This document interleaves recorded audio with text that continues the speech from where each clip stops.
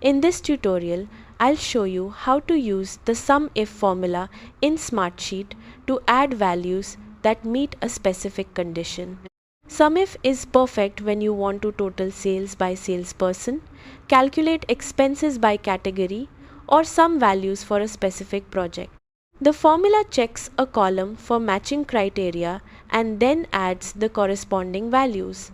The basic SUMIF syntax is SUMIF range, criteria, sum, range. For example, to total all sales made by Alice, SUMIF salesperson, Alice, amount.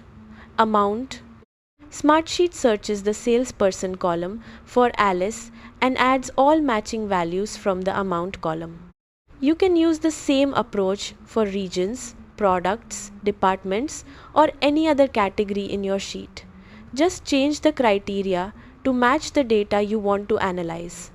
If your result doesn't look right, double-check your column references and make sure the criteria matches the data exactly.